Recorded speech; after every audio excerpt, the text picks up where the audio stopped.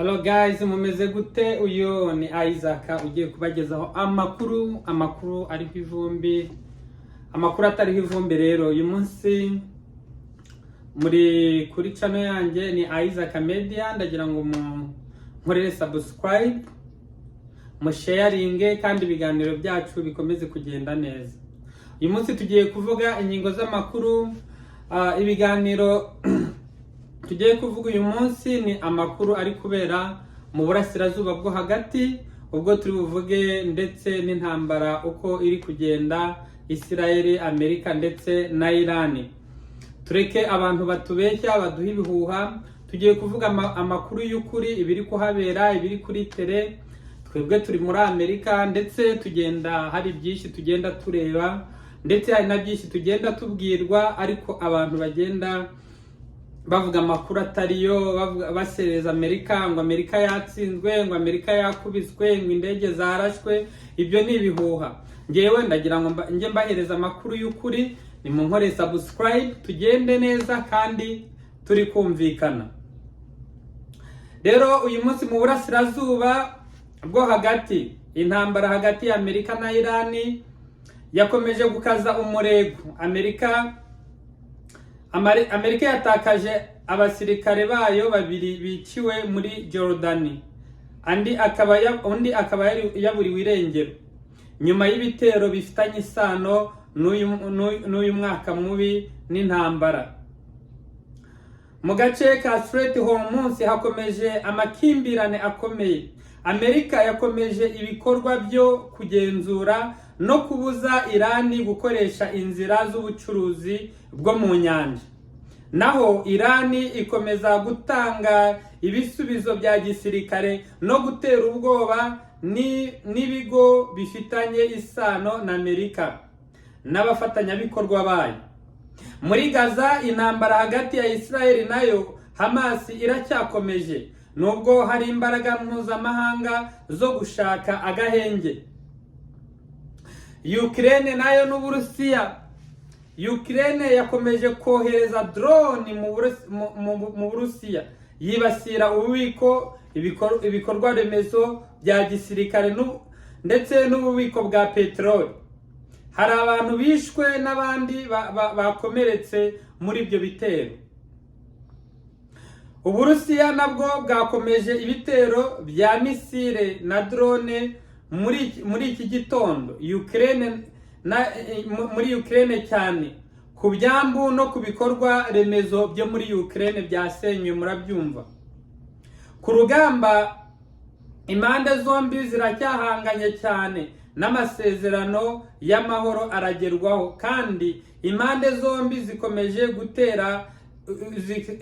gutegura ibitero byinshi. Muragira ngo tubabwire amakuru meza. Uyu munsi Iran yakomeze kurasa ibihugu by'inshuti ya Amerika. Ariko kubera iki abantu bavuga ngo Amerika yatsinzwe? Nta munsi n'umwe twari twabona Iran yarashe hano muri Amerika. Yose irasa, iyo Iran irasa bene wabo, irasa abaturanyi babo, irasa abantu bari muri ibyo bihugu. Amerika ikomeje rero kurwana urugamba rw'intambara kugira ngo Amerika itajya hasi. Amerika ni igihugu gikomeye, ni igihugu gifite intwaro zikomeye, ni igihugu gifite indege zikomeye, ndetse n'icyari cyashyiraho imbaraga zayo. Ariko usanga abanyamakuru, aba YouTuber bose ni abantu bicaye ntibazi ibyo bavuga, bari mu Rwanda, abandi bicaye aho ngaho barasoma ibinyamakuru bimwe bibeshya, ntibagiye kuri tele ariko bakirirwa bavuga amagambo menshi. Rero tujye tujya kuri tele turebe ese amakuru ya nyayo ni ayahe. Abantu bari muri Amerika amakuru tubona ni ayahe. Abandi baravuga ngo ubukungu bwaraguye muri Amerika, ngo ibintu byaracitse. Twebwe tuba muri Amerika kandi ubukungu bwaho burahagaze, tumeze neza, nta kibazo dufite. Rero ndagira ngo mbwize ukuri, Amerika ni igihugu gikomeye kandi giteye imbere. Rero reka nze nkomeze mbashakira amakuru meza.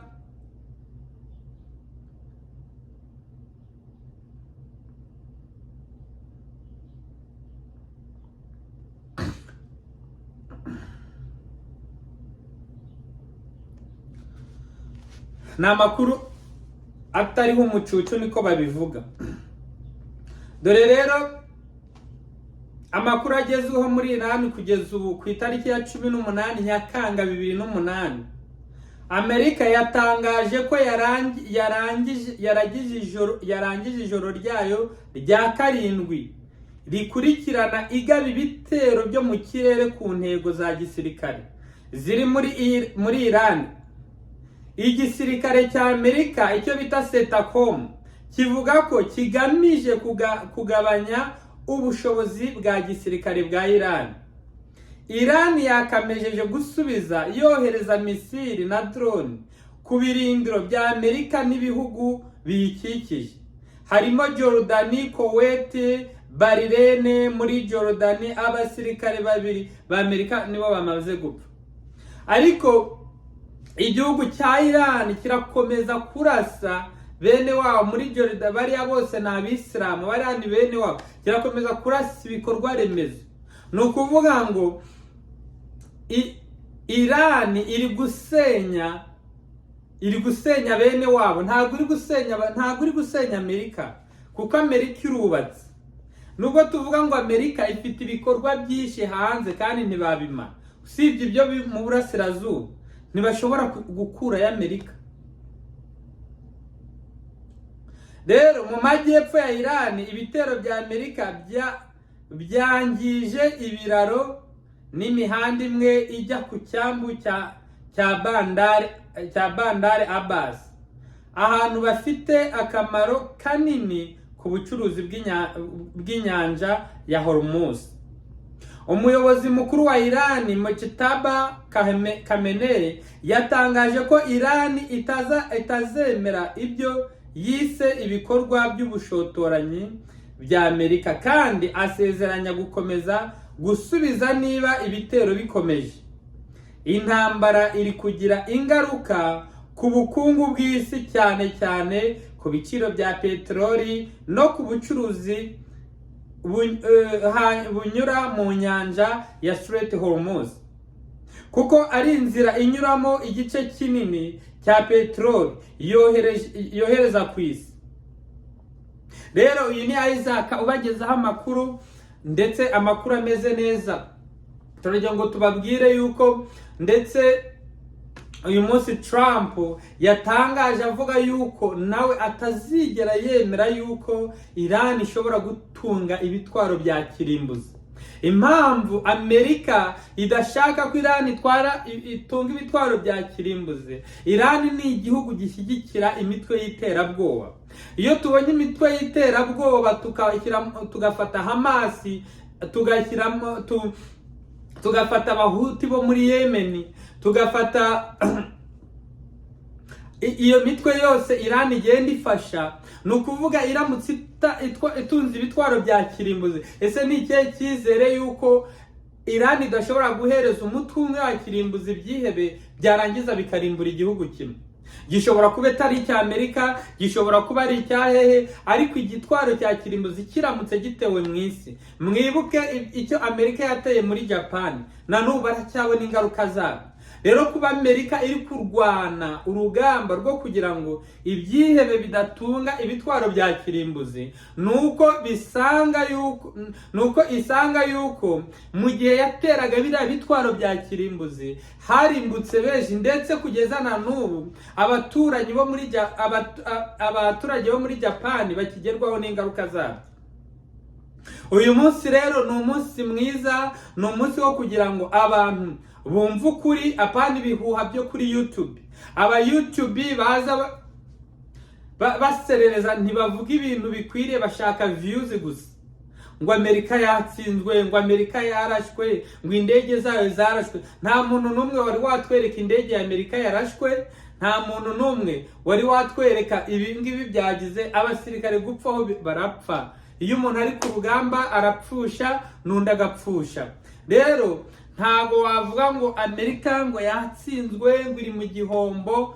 Nta muntu uzigera ashaka gushyira igihugu cya Amerika hasi ngo nzabyihanganire. Abantu baravuga amakuru. Trump ntago, Amerika iyo tugiye kuyireba mu buyobozi bwayo, ntago buyobowe nk'ubuyobozi bwo muri Afurika cyangwa ahandi hantu. Amerika ni igihugu gifite politike nziza, ni igihugu gifite perezida ujyaho atowe n'abaturage akavaho tugashyiraho undi. Ntago ari igihugu amategeko afatwa na perezida wenyine. Ni igihugu gifite inteko ishinga amategeko, abadepite, gifite abasenateri, gifite inzego n'abaturage, kandi tugomba kuvuga ibyo dushaka. Ariko abantu bajya kuvuga ngo Amerika ngo yabyize gute, ngo imere gute. Oya, Amerika uko imeze ni igihugu gikomeye kandi gifite imbaraga. Ni igihugu gikoresha imisoro neza. Nubwo ibiciro byazamuka kubera intambara bibaho, tugomba kurwana urugamba kugira ngo abana bacu b'ejo hazaza bazabeho neza, ntibazabeho mu bugamba, ntibazabeho mu nzara, ntibazabeho mu ntambara. Rero kuba iyi ntambara yarabaye yari ikwiriye kuba kugira ngo iterabwoba rishyire ku isi. Rero tugiye kurangiza tuvuga amakuru yacu. Mwari muri kumwe na Isaac Theophile, mbagezaho amakuru meza kandi amakuru y'ubwenge. Ni munkoreye subscribe, musharingire, munkandire aho ngaho, munkandire aho hasi musharinga ibiganiro kugira ngo tubashe kuvuga amakuru meza, kandi nzajya mbazanira amakuru ku gihe. Mwari muri kumwe na Isaac. Imana ikomeze kubarinda. Ciao.